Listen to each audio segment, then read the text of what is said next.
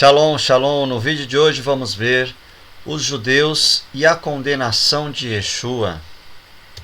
Muitas pessoas hoje trazem na sua teologia um pensamento seguido por muitos que está totalmente alinhado com aquilo que levou à condenação de Yeshua.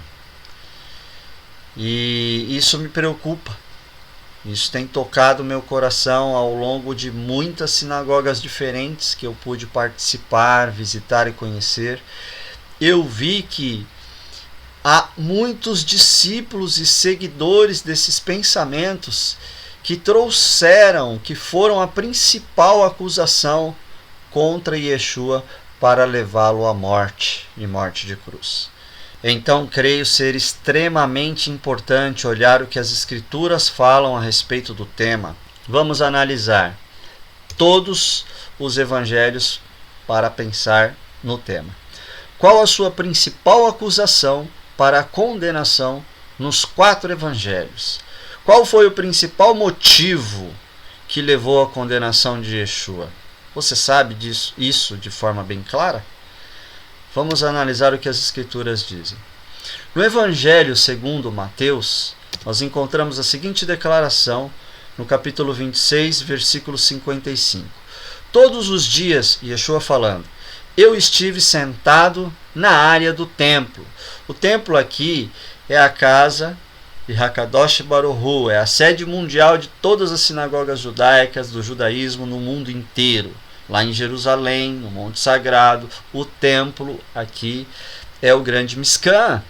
Yeshua estava ali sempre no pátio do templo ensinando. Yeshua estava lá, sentado na área do templo, e diz aqui, ensinando, e vocês não me detiveram. Então veja bem que aqueles que queriam acusar Yeshua não o acusaram por causa de algum tipo de ensinamento, até mesmo porque esse ensinamento não era feito na rua, escondido, na casa de alguém, num quintal, num lugar qualquer. Era dentro da sede mundial da fé judaica. Dentro do templo, seus ensinamentos eram tão claros e tão alinhados com a Torá que ninguém o deteve, questionou ou reclamou por causa disso. É o que registra o Evangelho de Mateus. Veja bem, isso não era só o sábado, era todos os dias, segundo está registrado. Então fica claro que não foi por causa da forma como interpretava a Torá o nosso Rabino Yeshua que levou ele à condenação. Não, ele não morreu por causa da sua interpretação, do seu ensino da Torá, do seu ensino das doutrinas, segundo o Evangelho de Mateus. Vamos ver agora o Evangelho segundo Marcos. O que diz Marcos para nós? No capítulo 3, do verso 2 ao 4. Procurando um motivo para acusá-lo, aqui já eram alguns judeus com rincha, com alguns problemas, já se incomodando com o ministério, vida e obra de Yeshua. Eles estavam procurando motivo para acusá-lo. Por quê? Porque não encontrava. Quando você tem que procurar algo, é porque não está fácil de se ver ou de achar. Eles estavam procurando, observando cuidadosamente para ver se achava algum motivo para condená-lo. Então Yeshua lhes disse: o que é permitido fazer no sábado? O bem ou o mal? Mas eles não responderam nada. Por que eles não responderam nada? Porque essa questão de que Yeshua transgrediu o sábado, que pregava contra o sábado, ou cancelou o sábado, isso não é verdade. Claramente que quando eles procuravam motivo para condenar Yeshua, e Yeshua nesse caso aqui, se lê o capítulo todo, ele foi fazer uma cura no sábado.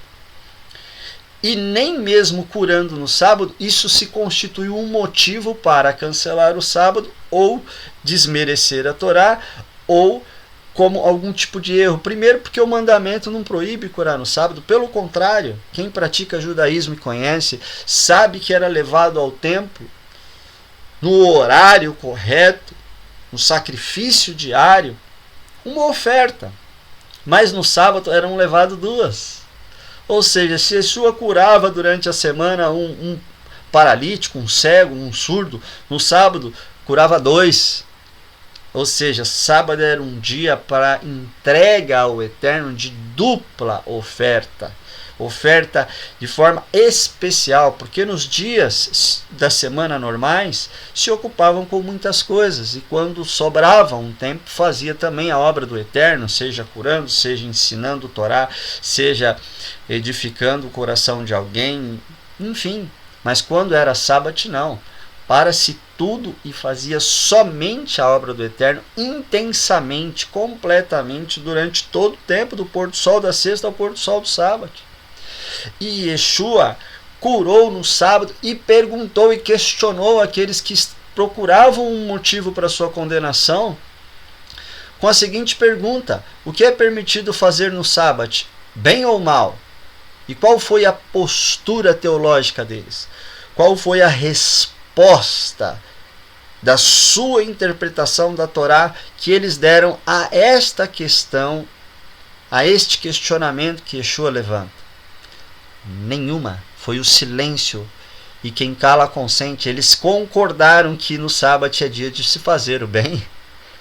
Entende? Então não tinha motivo em Yeshua com relação ao sábado que o levasse à condenação, segundo o Evangelho de Marcos.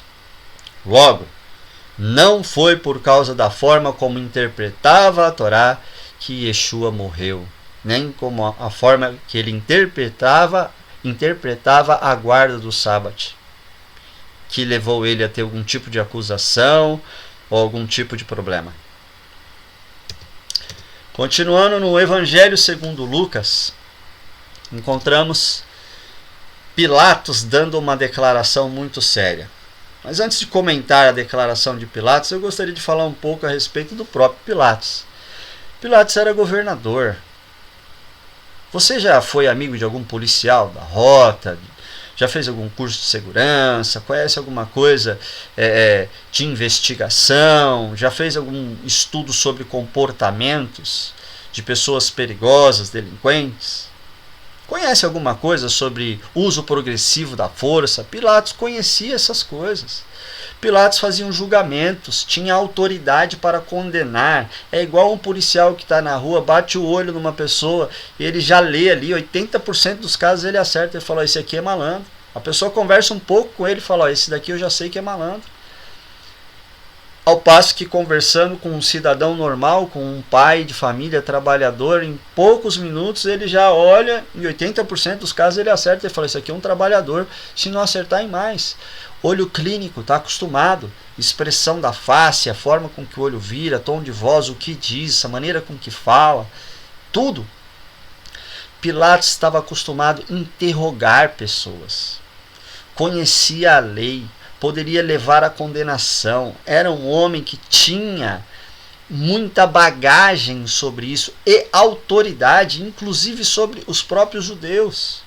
Ele era governador de Roma, o Império Mundial, não de um império pequenininho, não um governador de um pequeno distrito lá no interiorzinho, de uma cidade bem distante que quase ninguém conhece, não. Ele era governador do Império Mundial, Roma, e como tal, um ótimo profissional. E ele, logicamente, investigou Yeshua em todos os pensamentos que estavam sendo apresentados como um pedido de condenação para Yeshua. E olha o que Pilatos, como um mestre conhecedor de julgamento judicial sobre a vida das pessoas, afirma. Pela terceira vez, perguntou: mas o que este homem fez de errado? Não encontrei nenhuma razão para condená-lo à morte. Pilatos não só estava tão convencido de que Yeshua era inocente no que fazia, no seu estilo de vida ou no que ensinava, que ele tentou convencer não só uma vez, mas duas, mas 3 vezes a multidão e as outras pessoas. Ele falou: não encontrei, sou profissional qualificado, mas não encontrei o que há de errado na vida deste homem, motivo algum para condená-lo. Então, qual é o motivo para uma sentença tão séria, que é a sentença de morte, que foi dado para a vida de Yeshua? Se nem Pilatos encontra. Mateus fala que tudo que ele ensina está tranquilo. Marcos também diz que tudo que ele ensina, além de ter sido tranquilo, não transgredia nem o sábado. Um está falando no lugar principal onde os mais sábios, ali estava a nata da inteligência judaica. Diante desses ele falava todos os dias o Messias Yeshua, e não tinha quem encontrasse condenação nele, tinha que procurar, tinha que investigar. E com relação ao sábado também não. E quando vem Pilatos, um romano, até fora, até pessoas de outro país, olhando e analisando a vida dele, falam, não, realmente não encontramos nenhuma razão que possa levar à condenação deste homem. Então não foi por causa da forma como vivia a Torá que Yeshua morreu.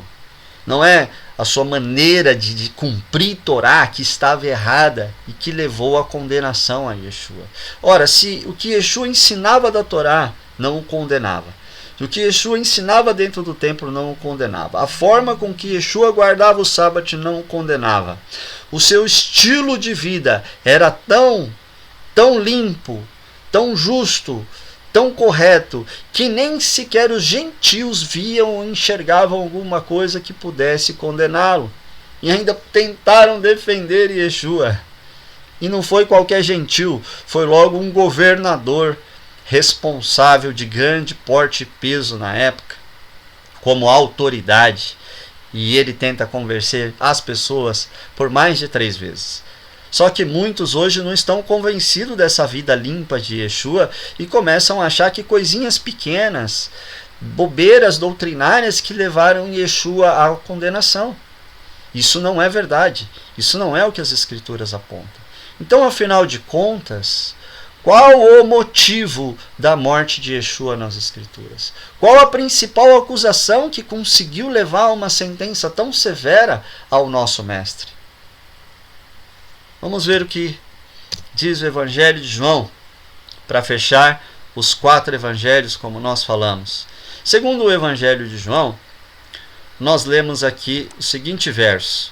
João 8,46, também é Yeshua falando. Ele diz assim: qual de vocês podem me mostrar onde estou errado?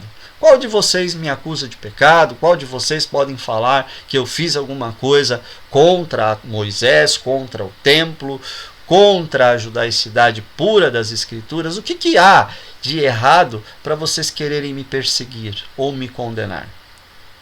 Eu te faço uma pergunta agora, com toda a autoridade. Qual de vocês podem mostrar aonde eu estou errado? Yeshua pergunta assim. Então, não foi por causa da forma como ele vivia ou interpretava a Torá que mataram ele. Eu repito, por que ele morreu? Porque ele morreu. Se nos 4 evangelhos falam claramente que não havia nada de errado na sua maneira de viver, de se portar, de ensinar Torá, não era escondido, era dentro das sinagogas por onde ele fazia viagens, cada sinagoga que ele encontrava, ele pregava nessas sinagogas, não era contestado ou condenado por nenhum tipo de ensinamento, muito pelo contrário, onde ele chegava, todos o reconheciam como rabino, e sua vida era inegavelmente uma vida judaica, todos então abriam as portas da sua Kehilá e dizia: poxa, nós temos a visita de um ilustre rabino junto conosco, venha ter a oportunidade de ler a Haftará, venha ler conosco a Torá, tem alguma palavra para trazer à nossa congregação, à tua disposição, estão todos aqui para ouvi-lo. Entende? Devido à sua vida e interpretação com relação às Escrituras, ser uma vida que não tinha nada de errado ou nada que o condenasse. Então, fica a pergunta: como conseguiram os judeus levantar uma acusação tão forte que levasse a uma condenação não só para que ele fosse, quem sabe, apenas chicoteado, castigado e solto, ou então que ele fosse até mais do que isso, preso, puxasse ali uma cadeia e tivesse que ficar alguns anos ali pagando por sua culpa, ou mais do que isso, uma condenação que ultrapassasse todos os limites e o levasse à morte, que foi o que aconteceu. Como podemos analisar o real motivo da morte de Yeshua nas Escrituras, segundo os Evangelhos? Vamos fazer isso agora. Mas antes quero ler um texto muito interessante que diz assim, Mateus 11, versículo 4 e 6. De novo eu pergunto e insisto, o que é o real motivo da morte de Yeshua? Qual é? Por que ele foi condenado? Ele dá uma pista quando ele afirma, ao dizer aqui em Mateus 11, 6, 4 o seguinte, Ide e anunciai a João as coisas que ouves e vedes. Os cegos veem, os coxos andam, os leprosos são limpos, os surdos ouvem, os mortos são ressuscitados, e aos pobres é anunciado o Evangelho. E bem-aventurado é aquele que não se escandalizar por minha causa. Veja bem que em todas essas coisas, curar, limpar as pessoas, ressuscitar os mortos, anunciar o Evangelho, todas essas coisas não trazem escândalo. Pelo contrário, trazem louvor, trazem alegria. Mas ele diz assim, feliz é aquele que não se escandalizar por minha causa. Aí com relação a quem ele era, o que ele era, sua natureza, poderia trazer escândalo a algumas pessoas. Então aqui existe uma forte pista do motivo da morte de Yeshua, do motivo para a sua condenação. Ele fala, muitos poderão se escandalizar por mim, por quem eu sou, por minha natureza. E aqui sim começamos a fazer então uma análise do motivo real da morte de Yeshua nas Escrituras de maneira séria. Nos 4 evangelhos, começando por Mateus. Mateus escreve para os mestres da Torá. São os doutores fariseus. E ele não escreve no nível simples, ele escreve no nível drash. Para quem tem capacidade de fazer investigação, conhece a etimologia das palavras, conhece suas aplicações, conhece como comparar texto com texto sem sair dos seus corretos contextos, sabe o que a palavra significa num sentido simples, mas também sabe num sentido remes, no sentido sod, né? No sentido drash. Por quê? Porque as palavras das Escrituras contêm muitas vezes segredos e mistérios que vão além do simples texto na forma literal. E estes homens, doutores e mestres, tinham o prazer de usar as suas vidas em estudo e pesquisa dessas coisas. Então, eles eram muito conhecedores das Escrituras, inclusive os mais sábios da época, e inteligentes demais. Interpretavam de forma muito correta, sabiam o que significavam cada coisa. E aí sim, olha o que escreve Mateus para estas pessoas no capítulo 2, versículo 2 até o 11. Eu peguei algumas partes. Ele narra a história dos magos muito sábios, astrônomos, magos inteligentes que conseguiam ler os segredos dos céus, que conheciam as escrituras do Tanar, as profecias, que praticavam sim aquilo que ensinavam as escrituras com amor e devoção, ao ponto de os magos chegarem e perguntarem o seguinte: onde está o recém-nascido rei dos judeus? Veja bem, como pode você chegar para uma criança e dizer que ela vai ser médico, engenheiro, ou que vai ser, quem sabe, um barbeiro, vai ser um motorista, vai ser um carpinteiro? Ninguém sabe, a não ser que esteja respaldado em alguma revelação vinda do Eterno, que sabe todas as coisas, que só o Eterno conhece o futuro. Então, baseado no que eles leram nas Escrituras, eles já chamaram Yeshua, logo no seu nascimento, de rei, e rei dos judeus. Veja bem, mas ainda mais do que isso, vieram numa postura para adorá-lo, venerá-lo, prostrar-nos diante dele. E, entregando dos seus tesouros, tiraram ouro, incenso e mirra. Veja bem, nós estamos falando que Mateus escreveu para fariseus. Para quem foi dedicado o incenso? A Kadosh Baruhu. O incenso foi feito e criado para se apresentar para o eterno, para a divindade, para o único e todo-poderoso Deus. Ah, mas os falsos deuses usam e etc. Tudo bem, eles copiam as coisas, não tem problema nenhum. Não muda o fato de que quem conhece as Escrituras sabe que o incenso é apresentado não somente a um rei, mas a uma divindade. Por isso que o adorá-lo aqui foi num sentido de prostrar-se com louvor. Tanto é que entregaram ouro, mirra e até mesmo incenso. E isso é muito sério.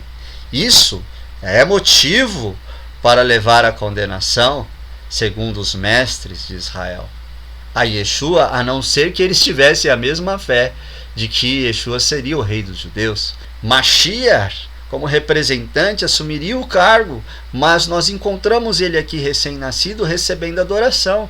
Ele, quem sabe tivesse já idade, juízo, ele pudesse condenar e dizer, não, como até os anjos do céu disseram, não adorem a mim, sou conservo seu. Kefa, Pedro também faz a mesma coisa, Paulo, né? Rabi Shaul faz a mesma coisa, não me adore. Mas Yeshua, aqui era um bebê recém-nascido, não podia dizer nada, mas se ele crescesse, quem sabe ele diria a mesma coisa. Será que é isso que registram as Escrituras com relação à vida dele? Nós vamos analisar. Então veja bem, a adoração aqui foi executada, mas nós tínhamos Yeshua como recém-nascido, porém tinha 2 adultos que praticavam o judaísmo ali, e não eram qualquer pessoas no meio judaico. Era a judia Miriam, conhecido como Maria, e o seu pai, o judeu Yosef. Veja bem, todos os dois, Miriam e Yosef, em silêncio, não reclamam nada de apresentar incenso ao seu filho. E prostrado, que é uma das formas mais reverentes de fazer a adoração, eles entregam então dos seus tesouros essas coisas a Mashiach. Isso é muito sério. No livro de Enoque, capítulo 48, afirma o seguinte, inclusive é um livro encontrado intacto nas cavernas de Qumran. Nós estamos falando de ciência arqueológica e de história, que é um fato inegável por todos os grandes pesquisadores do mundo atual. E este livro fala que esse contexto aqui vinha como forma de adoração. Veja bem, todos na Terra, até mais, não é só nesse contexto, ele amplia para o planeta inteiro. O livro de Enoque diz assim: todos na Terra irão adorar o Filho do Homem. O que mais o livro de Enoque diz? A salvação se opera pelo Filho do Homem. O que mais? O Filho do Homem é o Mashiach. Isso também está registrado na Peshita, página 188, no item 208 de comentário. Veja bem. Então há várias literaturas que apontam esse prostrar-se, não como um prostrar-se a uma autoridade. Você encontrou lá um pai de família que é um homem honroso, que salvou sua filha da morte, então você se prostra a ele, reconhecendo que ele é uma pessoa digna de honra, que ele é um herói, que salvou uma vida. Você se prostra diante de uma autoridade policial, diante de um governador, porque diante de um presidente, porque ele é uma autoridade. Então você está ali, faz uma reverência, não é nem prostrar, é apenas reverenciar aquele homem, reconhecendo sua autoridade. Agora, adorar é outro assunto. acender incenso e declarar o Rei dos Reis e Rei da nação santa dos judeus é outra coisa, é outro assunto. Então, segundo o livro de Mateus, nós encontramos já esse contexto. Esse contexto, sim, pode trazer um motivo fortíssimo para a condenação de Yeshua, se realmente esse contexto está de fato como aqui é anunciado, como um ato de adoração. Agora vamos continuar.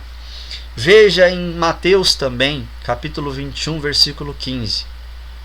Diz assim: E quando viram os líderes dos Corranins e os Pruxins as maravilhas que fizeram, os meninos que clamavam no templo e diziam: Uxana, filho de Davi. Veja bem, os sacerdotes, os Pruxim, nós estamos falando de pessoas que conhecem investigação a respeito da Torá e do Tanar, que conhecem o significado das palavras de forma profunda. Eles viram crianças declarando: Uxana, filho de Davi. Isso aqui é uma palavra, olha aqui, ó. Eles se ofenderam. Por quê? Porque o Shana é uma palavra aramaica que denota alto louvor, no sentido de adoração. Então veja bem, nós estamos falando de doutores das escrituras, não leigos, tá? Quando viram a atitude dos meninos, ofenderam-se. Se fosse somente um mero ato de reconhecimento, um louvor de agradecimento por uma cura, um engrandecimento ao próprio Eterno, tudo bem, mas eles não estavam se referindo ao Eterno, eles estavam se referindo a Mashiach, e já colocando ele como filho de Davi, e usando uma palavra que em aramaico denota alto louvor, não é um louvor qualquer, é alto louvor. Então, lógico, eles já imediatamente se ofenderam. Peraí, estão louvando Mashiach dentro do templo, diante da gente, e as crianças ainda fazendo, criança fazendo isso? Pera lá, tá tudo errado, tem alguma coisa aí, né? Por quê? Porque essa palavra aqui, ó, o Shana, é a mesma, é equivalente de Hoshiana, que quer dizer salva-nos, só Adonai é salvador, segundo Yeshayahu, Isaías, tá aqui, ó, 43:11. Estavam apontando já Yeshua às crianças como um salvador e utilizando uma palavra salva-nos que é direcionada à divindade, a Adonai. Existe até, isso é tão verdade, meus irmãos, que existe até uma melodia racídica chamada Roshia et Amerra. Está aqui, ó, Roshia et Amerra, composta pelo rabino Dr. Abraham.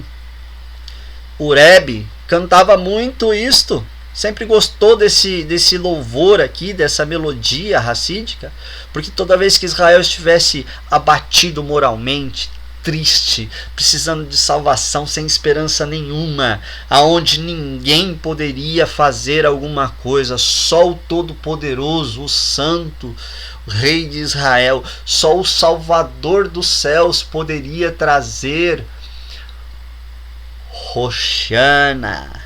Então veja bem, o Rebbe começava a cantar com a nação, e toda a nação olhando a Adonai e dizia: Roshana et Amerra, Roshana, Roshana, salva-nos, salva-nos, ó Salvador. Tu que és divino, tu que és rei, tu que és o Todo-Poderoso do universo, que tem poder para isso, por favor, tem misericórdia de nós, salva-nos. E é claro, eles se ofenderam. E aí sim, isso pode ser usado como um motivo pesado para condenação, e uma condenação tão pesada que levasse a uma sentença de morte. Aí sim, veja como é sério a questão. Olha outro texto, Mateus 21:16. Diz assim: E disseram-lhe, como que se puxasse Yeshua de canto. Continuando, né? É o versículo seguinte desse texto aqui, ó. Como se puxasse Yeshua de canto, disseram quem? Os mestres, os fariseus, mestres da Torá, os sacerdotes, disseram o seguinte: você ouve o que estão dizendo? Quando eles viram e se ofenderam, eles não ficaram parados. Eles pegaram Yeshua, que era um rabino reconhecido, que eles respeitavam o seu ensinamento da Torá, respeitavam sua vida de obediência à Torá, mas aquilo ali tinha ido demais, tinha ido além. O Shana, em aramaico, já é ato de adoração. Aí eles puxaram Yeshua de canto e falaram assim: opa, mestre, Yeshua, você está ouvindo o que estão dizendo? E olha a resposta de Yeshua. Disse-lhes Yeshua: sim.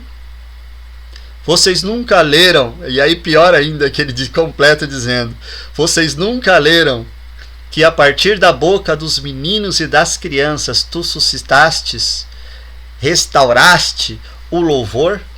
Isso ele citou Terrilim, ele citou Salmos, capítulo 8, versículo 2 na Bíblia hebraica, e nas cristãs, se eu não me engano, está no verso 3.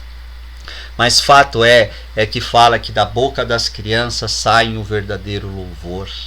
E Machia, ao ver os meninos ali, dentro do templo, de novo no local sagrado, exaltarem a ele com alto louvor, foi questionado pelos fariseus, pelos saduceus, pelos mestres, sacerdotes, todos que estavam ali foram questionados. Você ouve o que estão dizendo? E no meio a esse questionamento, Yeshua responde: sim, eu escuto. E afirmo que da boca das crianças sai o verdadeiro louvor. Quer dizer, ele não repreendeu. Então lá quando ele era pequeno, alguém poderia dizer que os magos fizeram isso e Yeshua não falou nada porque era um recém-nascido. Mas aqui Yeshua não era recém-nascido. Aqui Yeshua já era grande, já era reconhecido como mestre, já estava fazendo sua obra.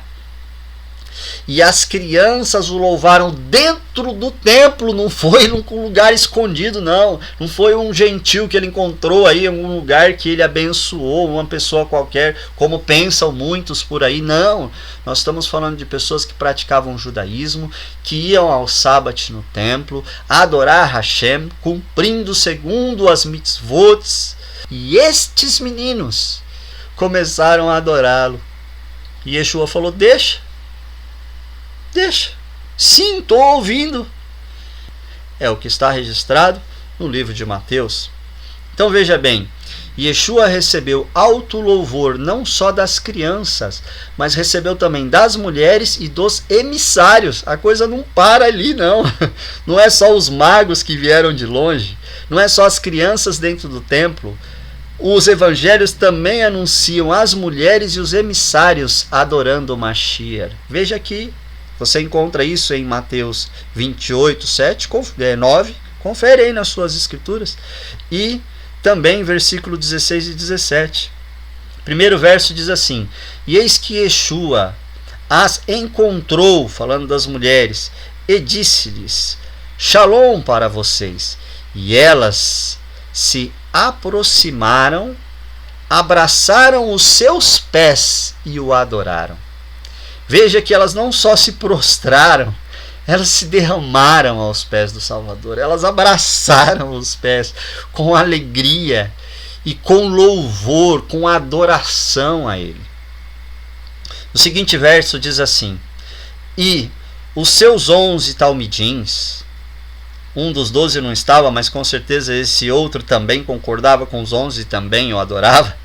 Tá? Mas esse texto está dizendo claramente que os 11 talmidins foram a Galil, para a montanha, e quando o viram, adoraram-no. Então, o Evangelho, nós estamos só em Mateus, no primeiro, hein? O Evangelho traz aqui a questão da adoração para Yeshua como principal motivo da morte do Salvador. Aí sim os judeus usam isso para a condenação. Aí sim a fúria dos judeus se acende, porque ele recebia alto louvor das crianças, das mulheres, dos emissários e de todos. Vamos ver o que diz o livro de Marcos. Marcos escreveu para os gentios, portanto ele escreveu no nível pshat, no nível simples, de maneira direta, de maneira clara. Encontramos em Marcos 1, versículos 7 e 8 as seguintes palavras: e estava proclamando e dizia: eis que vem após mim aquele que é mais poderoso do que eu. Quem estava dizendo? João Batista, né? Diz assim: eu não sou digno de, curvando-me, que é um gesto de adoração, ou respeito, reverência, desatar-lhes as correias das sandálias. Veja que interessante. Já pensou se eu chego para você e falo assim: eu não sou digno nem de soltar o cardaço do seu tênis. Eu me curvo diante de você e falo assim: eu não posso nem tocar nos cardaços do seu tênis para desamarrar, porque eu não sou digno de tocar nos seus pés. Prostrado diante de você, no mínimo eu estou dizendo que você é mais importante do que eu, sendo que a Torá diz que todo homem é igual perante a lei, que o Eterno não faz acepção de pessoas, que você deve dar glória e reverência somente a Adonai e a nenhum outro. Como que um profeta cheio do rua, cheio de poder, que fazia muitos milagres, que batizava muitas almas, agregava muitos à casa de Israel, vai dizer que ele, com todo o poder que tinha, não é digno sequer de desatar as correias das sandálias de Yeshua? Só aqui é uma declaração muito séria, muito pesada, mas ele ainda aumenta o nível da coisa quando ele diz: eu imerjo com água, ele porém imerge com a rua HaKodesh.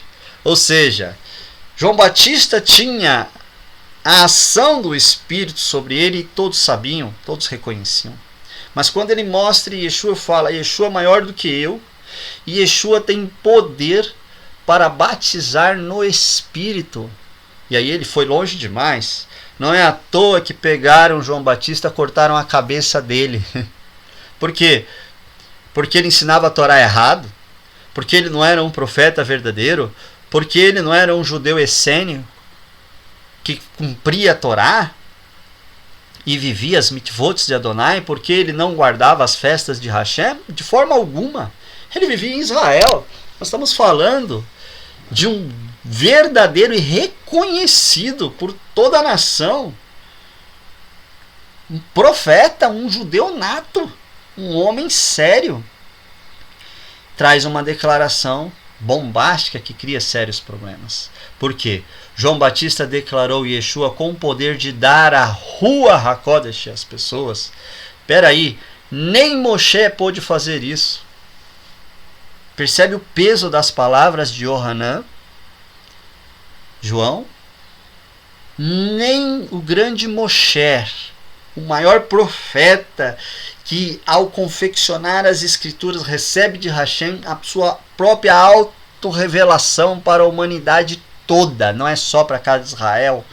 A Torá veio, a Bíblia veio para ser espalhada para todas as nações, para a regeneração da humanidade, para trazer o Tikkun Olam, a restauração de tudo, de todos, pela palavra da vida que é a Torá. Veja bem, Moshe, que tinha o rosto que brilhava, era cheio, era um grande profeta cheio do Espírito Santo. Ele era tão cheio que numa ocasião que precisou, não foi Moshe que impôs as mãos ali e orou e o Espírito Santo desceu sobre as pessoas, não foi. O Eterno chegou a Moshe e falou: vou tirar do Espírito que está em ti e espalhar sobre os 70 no arraial. E assim o Eterno fez. E o que aconteceu quando o Eterno tira a rua de Moshe e coloca nos 70? Os 70, diz as Escrituras, profetizaram. E depois, não profetizaram mais, mas 2 continuaram profetizando. Alguns voltaram correndo para Moshe e falaram: Moisés, Moisés, olha, tem mais 2 no arraial lá que continuam profetizando. E o que Moshe revela? Que não tinha capacidade de dar o Espírito para todos, porque ele chega e diz assim: você está com ciúmes de mim? Queira Deus, oxalá, que todos no arraial profetizassem. Por mim eu ia encher todo mundo do Espírito aqui, eu teria menos problema. Veja um povo murmurador, de dura servil, com algumas dificuldades aí, algumas falhas, eu teria um povo adorando Hashem, cumprindo o Torá de uma maneira maravilhosa, porque cheio do Espírito, ia andar na lei do Espírito, dada pelo próprio Espírito, que é a Torá. Então Moshe, ele fala: olha, eu não posso dar o Espírito para eles, mas se Hashem que pode dar o Espírito, está dando e eles continuarem profetizando, Baruch Hashem, Hoshiana, Bendito seja que salve toda a congregação de Israel através desses profetas e que mais profetas surjam para nós. Veja bem, mas aí vem João Batista e fala assim, não, Yeshua pode batizar com o Espírito. Aí sim, aqui é um motivo para uma forte acusação que pode levar à condenação de morte. Porque isso é demais. Dar o rua conforme lhe apraz, ter poder para imergir a pessoa dentro do rua, não é dar um pouquinho, não, é imergir, é mergulhar a pessoa completamente revestida da presença do Espírito Santo, da Rua HaKodesh. Isso é algo muito poderoso, isso é uma declaração muito forte, sério. Mas o Evangelho continua apresentando mais coisas. Veja Marcos 1, 27. Pois com poder ordena aos espíritos imundos e eles lhe obedecem. Ele não está pedindo aqui, o texto não está dizendo que ele está pedindo. Marcos está falando de maneira simples, clara, direta e objetiva. Pshat. Marcos está falando, ele manda, ele ordena, vai, sai e o espírito tem que sair. Tem até alguns que pensam que os demônios, que Hassatan é conservo de Hashem. Então imagina, Hassatan desce para fazer a vontade de Hashem, concedida pela vontade de Hashem, e vai lá e põe cegueira em alguém, faz alguém ficar sangrando durante 16 anos, põe uma enfermidade em alguém, e Yeshua se manifesta para destruir as obras do diabo, né? E vai lá e para o que ele fez. Está aqui, o texto que eu acabei de falar está aqui, ó. 1 João 3,8, confere aí nas suas escrituras. O diabo veio matar, roubar e destruir, mas Yeshua se manifestou para destruir as obras dele, ordenando, sai ao espírito imundo, e os espíritos imundos tinham que obedecer. Não tem um episódio de mais de 3.000 porcos que são lançados, quando Yeshua está passando numa cidade, do endemoniado que estava ali, quebrava a corrente, vivia em cemitérios, fazia uma série de coisas horríveis, e todo mundo temia e apanhava deles. Outros, em nome de Yeshua, quiseram fazer isso, apanharam dos demônios, saíram correndo nu, pelados. Imagina só. Ou só com as partes íntimas no corpo, mas o fato é que suas roupas foram rasgadas, arrancadas à força, apanharam, levaram tapa dos demônios. E correram, enquanto Yeshua falava e não pedia licença, ele ordenava e mandava. E os espíritos desobedeciam porque ele tinha a autoridade de destruir as obras do diabo. Ninguém pode destruir a obra de alguém que está fazendo a vontade de Hashem. Se Yeshua vem e destrói a obra do diabo, é porque o diabo muitas vezes está fazendo coisas em rebeldia, assim como você pode. Você fala, o diabo não pode fazer nada sem que o Eterno não permita. É verdade. Você também não pode fazer nada sem que o Eterno permita. Agora eu te pergunto, se você quiser levantar a mão e dar um tapa na cara da sua esposa, você pode? Você acha que o Eterno que quis isso, você faz isso? O Eterno manda você amar a sua esposa e servir ela. Mas se você, como rebelde, usar seu livre-arbítrio e quiser fazer o mal, você pode. Você pode pegar uma arma e ser um assassino? Você pode, você vai pagar o preço do seu erro. Mas você pode fazer isso. Assim como o Hassatan também pode fazer coisas que não estão dentro da vontade permissiva do Eterno, em afronta ao Eterno. Porém aí, Mashiach se manifesta para destruir este abuso, este além da permissão do Todo-Poderoso, que Hassatan está tentando executar. Entende? Então, é o que está descrito aqui no livro de Marcos. Vamos continuar. Ele tinha e tem poder sobre os espíritos. Mas outro texto em Marcos 14, capítulo 14, do versículo 62 ao 64, vamos encontrar fortes motivos para a condenação de Yeshua, porque o texto declara o seguinte: E Yeshua lhes disse, eu sou Ená,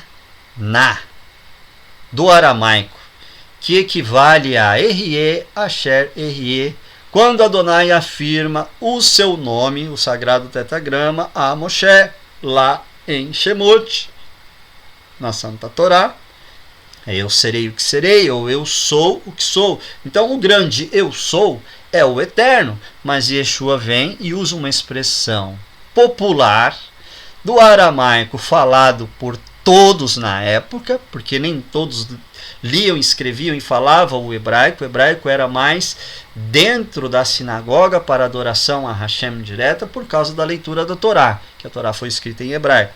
Mas como Israel ficou em cativeiro por muito tempo, em meio àqueles que falavam aramaico, ele assimilou o idioma. E muitos falavam aramaico. Isso nas versões em língua aramaica, nesse verso aqui de Marcos. Entende? Então, há um problema seríssimo. Por quê? Porque isso é motivo para levá-lo à condenação na mente de alguns judeus que não aceita que Yeshua é uma manifestação do grande eu sou.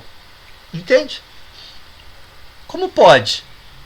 Veja só. A reação e a resposta foi imediata. Se esse eu sou aqui fosse, eu sou carpinteiro, não teria nenhum tipo de repercussão. Seria uma declaração normal. Mas a prova de que esse texto aqui era ená, o eu sou no sentido de Yud Rei Vav Rei, é a reação do Kohen Hagadol. O grande sacerdote rasgou a túnica ao ouvir isso. Porque aí é demais. Ele falou, imagina, ao ouvir Yeshua declarar, eu sou o grande eu sou o Yud Rei Vav Rei. Imagina os olhos do sacerdote ficando vermelho. Ele, a sua carne, os seus nervos, os seus músculos começando a tremer. Ele ficando assim, sem reação, não sabe se corre para dar um soco em Yeshua, não sabe se pega uma pedra para atacar nele, não sabe se grita blasfêmia. É um mix tão grande de emoção que ele rasga suas vestes, sua túnica, em sinal de indignação, e ainda declara: com a sua boca vocês ouviram blasfêmia. Yeshua foi condenado à morte por motivo de blasfêmia. E qual era o motivo da blasfêmia? Ele se declarava Adonai. Claro que esvaziado de sua glória. Claro que só numa emanação. Mas fato é que ele se declarava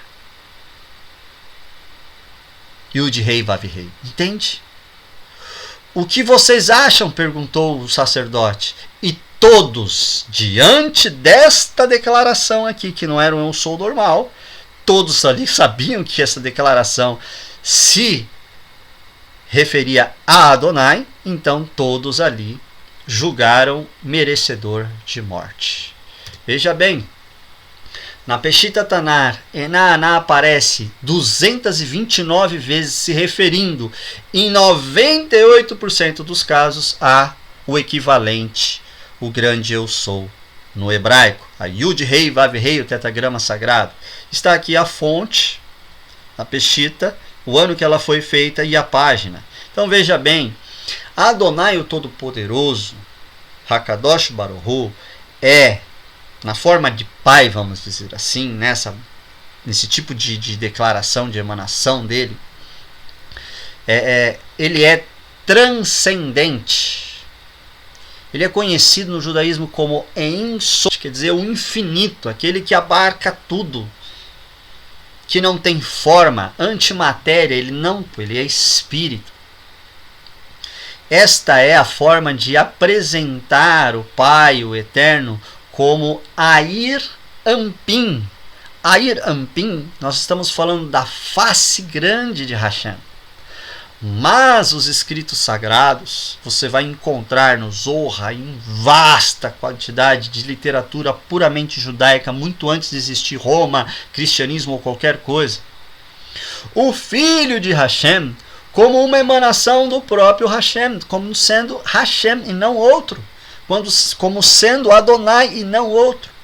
Já o Filho é Deus imanente, enquanto na face grande ele é transcendente, na face pequena ele é imanente. Enquanto na face grande ele é Ein Sof, na face pequena ele é Tzimtzum, Tseler. Enquanto a face grande na face grande ele é Air Ampim, na face pequena ele é Zeir Ampim, que quer dizer que Yeshua é Adonai Hakatan, Adonai pequeno, a face pequena de Adonai, Adonai Katan, que corrobora com que os profetas, como Yeshayahu, que ninguém nega que era um grande judeu muito antes da existência da Brit Hadashah, de qualquer outra religião criada nas escrituras, chamado hoje cristianismo, conhecido por muitos, né? Muito antes ele já anuncia Mashiach, manifesto como Immanuel, que quer dizer Deus está conosco. Ou seja, uma forma, lógico, contraída, porque se o Eterno viesse na forma em Soft, chegasse aqui, as pessoas morreriam. Ele é fogo consumidor do pecado. Ninguém aguentaria a glória do Eterno sem ter um corpo regenerado, transformado.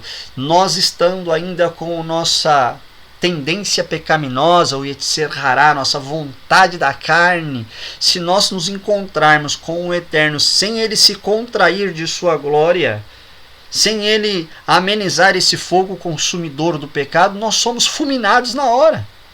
Então ele não poderia entrar na nossa realidade com toda a sua glória. Ele teria que se esvaziar desta glória para entrar. É por isso que, sim, ele vem como Zeir Ampim, como Adonai Hakatan. Ele vem com sua face pequena. Ele prepara um corpo para si, sem a glória, e habita ali, dentro desse corpo, para que nós, ao encontrarmos a face pequena do próprio Adonai, ao encontrarmos Adonai habitando em Yeshua, não fôssemos destruídos ou fulminados.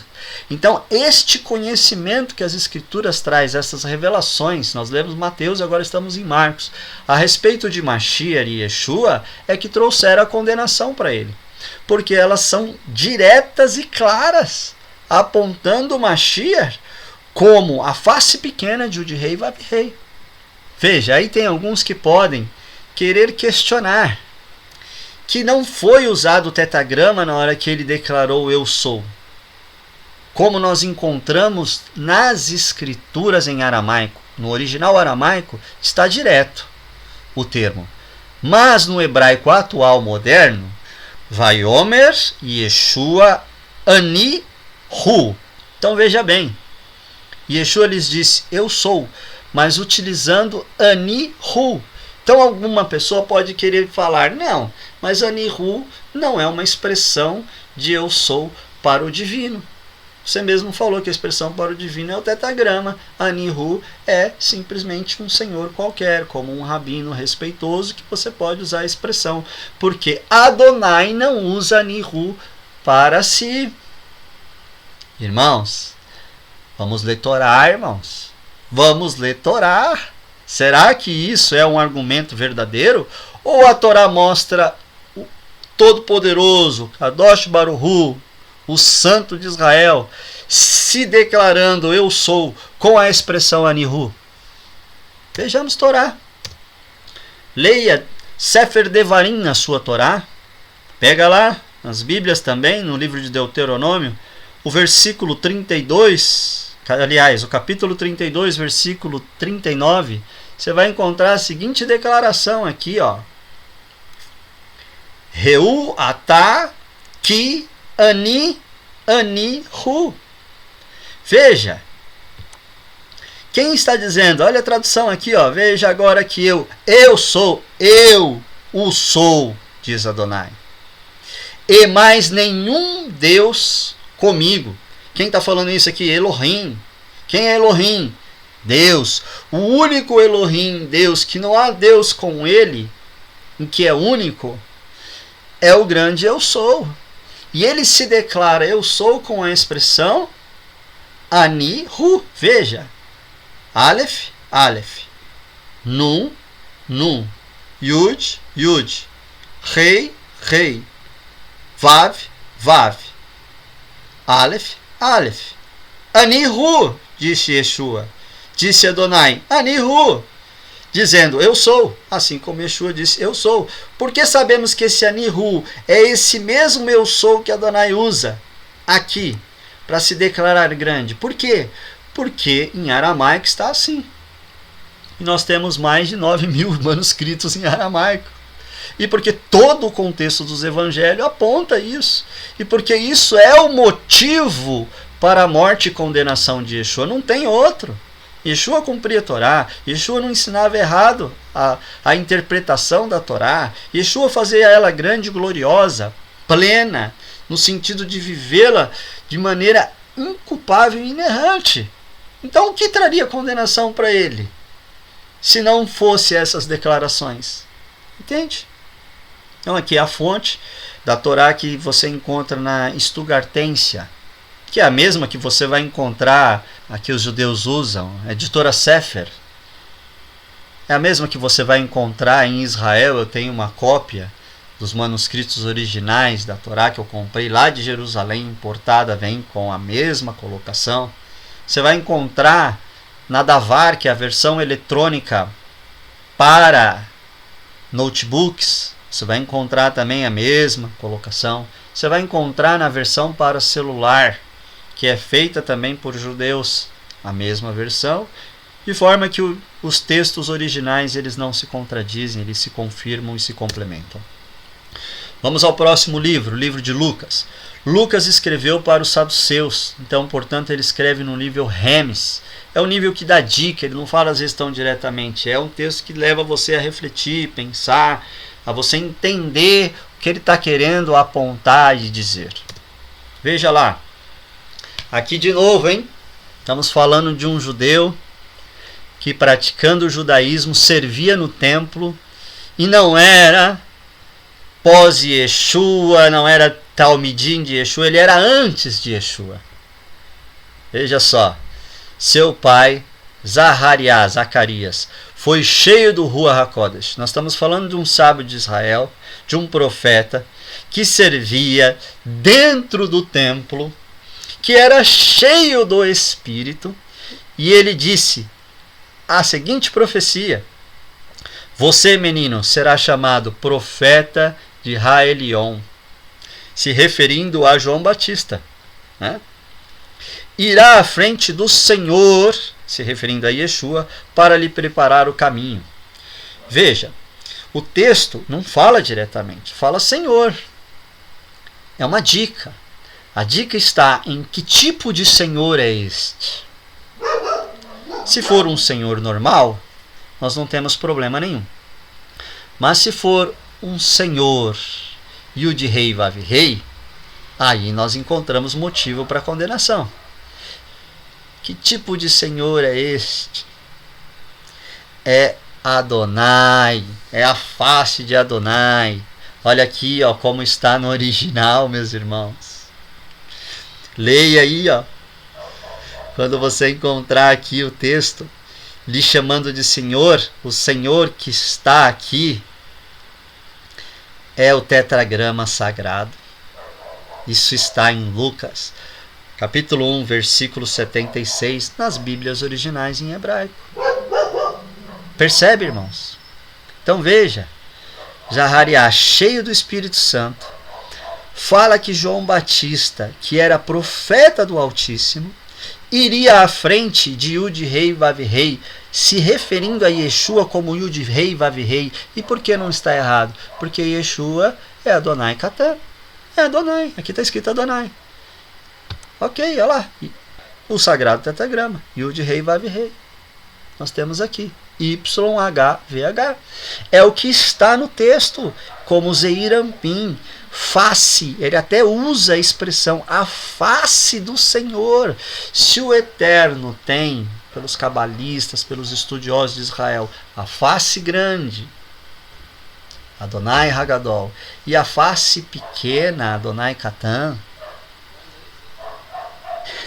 é mais do que aceitável que o texto aqui, inspirado pelo Espírito Santo, colocou o Senhor correto para se referir a Yeshua. Porque Yeshua e Adonai são um só. Veja bem, Yeshua fala, quem vê a mim, vê o Pai. Como pede para mostrar o Pai? Entende? Essas declarações são diretas e claras e são as declarações que se tornaram o motivo para a morte e condenação de Yeshua.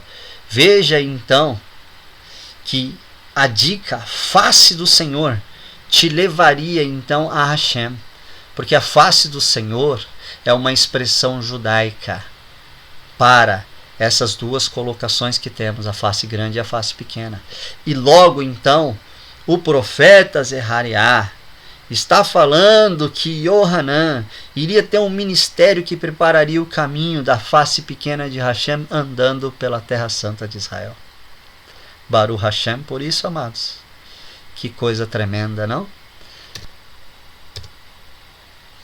Agora vamos para João, nível Sod, o último dos 4 evangelhos. Ele escreve para os essênios, no mais alto nível, nível Sod. Então quer dizer que vai ter segredos codificados. Nós vamos encontrar a declaração de quem é o Senhor Yeshua, que tipo de Senhor é Yeshua, mas não abertamente, mas nos códigos. Isso aí é impossível à produção humana, principalmente em registros tão antigos. Em outras formas, isso só se lê no hebraico. Você encontra vasta colocação disso. Leia a Torá com atenção, buscando os códigos, e você encontrará. Nós temos neste canal uma série chamada Yeshua na Torá. Veja o vídeo Yeshua na Torá especial, série especial. Veja quantos sodes tem lá a respeito de Mashiach e o que apresenta ele, que tipo de Senhor ele era, no nível Sod.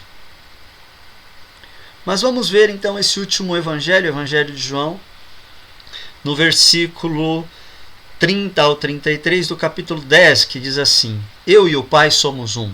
Novamente os habitantes de Yehudá juntaram pedras para apedrejá-lo. Acharam o motivo da condenação. Ele se declarou um com o Pai, ele se declarou a face pequena do Pai, ele se declarou a manifestação de Emmanuel, ele se declarou Adonai Catan, aquele que vem como sendo alguém não que recebe a vida, mas a própria fonte da vida. Ele não recebe uma alma humana, dentro dele habita a alma criadora de almas. Por isso que ele diz que ele e o Pai é um, porque o Pai desce e habita nele. Sabe quem diz isso? Yeshayahu, capítulo 61, versículo 1. Fala que é o próprio Espírito de Hakadosh Baruch Hu que traz o habitar no corpo de Mashiach, concordando com os profetas que falam que Adonai prepararia um corpo para si, e por aí vai. Então isso é uma declaração muito clara. Os habitantes de Yehudá entendem essa declaração. Ao entenderem, falam que isso é motivo para blasfêmia, condenação e morte. Tamanha era a certeza desses judeus que essa declaração é nesse sentido e nesse contexto, de que Yeshua está se declarando a si mesmo Adonai Catan, que a prova está aqui, ó, eles pegam pedras para apedrejá-lo. Só se apedrejava um falso profeta, só se apedrejava um impostor. Yeshua não estava sendo declarado falso profeta pelo que ele ensinava da Torá. Yeshua não estava sendo declarado falso profeta pelo que ele vivia da Torá, não. E sim pelo que ele falava de si mesmo. Por isso que ele disse: bem-aventurado aquele que não se escandaliza em mim. Aqui eles se escandalizaram em Yeshua. Aqui o problema é a natureza de Yeshua. Quando Yeshua fala, eu e o Pai somos um. Então pega a pedra e vamos atacar nele. Yeshua lhes respondeu: vocês me viram fazer muitas boas obras que retratam o poder do Pai. Por qual delas querem me apedrejar? De novo, Yeshua pergunta a mesma coisa. Por qual motivo? O que eu faço? O que eu fiz de errado? O que me desabona como um rabino? O que me desabona nos ensinamentos e na obediência da Santa Torá?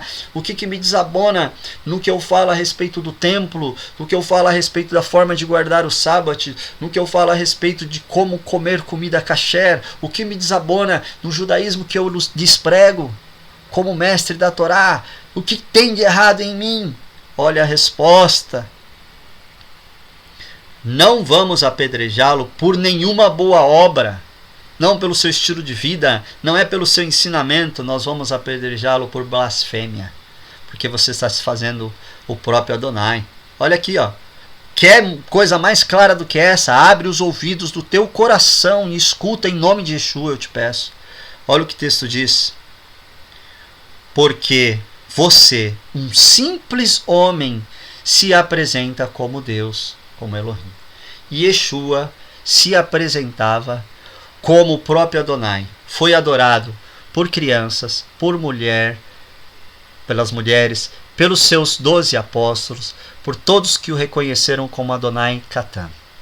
Este motivo e este pensamento de que isto é uma blasfêmia, que a natureza de Yeshua é uma com o Pai, que isso é uma blasfêmia, levou a doutrina do ensinamento de que Yeshua é um simples e mero homem, e isto foi seguido e é seguido por muitos intitulados judeus messiânicos nos dias de hoje. Eles são filhos da doutrina que levaram à condenação de Yeshua, que levaram à morte e morte de cruz por esta acusação. Eles estão propagando a mesma falha que estes homens cometeram ao declarar que Yeshua era um simples homem e não podia fazer tal declaração. Ele veio revestido de carne para que sua glória não consumisse a nós, mas não veio sem estar com a presença do próprio Hakadosh Baruch Hu nele. A vida de Yeshua é Hakadosh Baruch Hu, porque Hakadosh Baruch Hu apenas habitou o corpo de Yeshua como um terceiro templo, não feito por mãos humanas, e voltará habitando esse mesmo corpo para reinar sobre Jerusalém, sobre o terceiro Mishkan, por toda a eternidade, pelo milênio, por tudo que nós vamos viver. Porque Yeshua cumpriu nessa primeira vinda as 4 primeiras festas, onde apontava ele como filho de José, mas as 3 últimas festas aponta ele como filho de Davi. Aqui sim, Yeshua vem como rei, vem trazer a paz para toda a humanidade, vem trazer a glória de Hashem de maneira plena para nós, e aí sim vai, cumprindo então todas as 7 festas, que são na verdade festas que apontam natureza, vida e obra e caráter de Yeshua como nosso mestre. Isso é muito sério, irmãos. Pilatos mandou preparar uma placa da acusação de sua morte em hebraico, grego e latim, dizendo: Yeshua de Nazri, Jesus de Nazaré, o rei dos judeus. Quando os Kohanins viram o sode escrito, imediatamente disseram: não escreva isso. Claro, aqui são minhas palavras, minha explicação. Eu estou parafraseando o texto de João, capítulo 19, do versículo 19 ao 21, aonde sim, realmente Pilatos manda escrever Yeshua de Nazaré, o rei dos judeus, e os Kohanins imediatamente ao olharem, eu coloquei assim para você entender que eles, João escreveu para pessoas que conheciam o nível Sod. Ao olhar este escrito, imediatamente já leram o código Sod. Já leram a acusação clara que levou à morte de Yeshua, de uma maneira explícita aos olhos deles, que eram doutores, capazes de perceber assim com muita velocidade e rapidez. Tanto é que imediatamente eles perceberam. E que Sod estava sendo codificado aqui nesta frase. Veja, todas as pessoas que eram mortas na cruz tinham colocado aqui em cima a acusação do motivo de sua morte. A sua condenação, um pensamento que infelizmente é rejeitado por muitos até intitulados judeus messiânicos de hoje. Veja só, aqui está, ó, nos 3 idiomas. Em hebraico, Yeshua HaNotzri Vemeler HaYahodin. Yeshua de Nazaré, o rei dos judeus, está aqui em hebraico. E olha o Sod, primeira letra de cada uma das partes que forma essa frase, traz para nós a seguinte declaração: que Yeshua é Yud Rei Vav Rei, declarado, e por isso ele foi executado e condenado à morte e morte de cruz. Agora, a grande pergunta é: você vai se unir àqueles que condenaram e mataram Yeshua, querendo dizer que ele era só um mero homem. Você vai se unir a estes Kohanins que imediatamente querem ocultar tudo isso das escrituras, dos 4 evangelhos, de toda a palavra do Eterno, inclusive a Santa Torá, que aparece o nome de Yeshua codificado mais de 600 vezes. Você quer esconder todos esses sodes e todas essas revelações da natureza da vida de Yeshua como Adonai Catan, só para agradar homens? Eu prefiro agradar ao Eterno e temer as Escrituras. E você? O que vai escolher?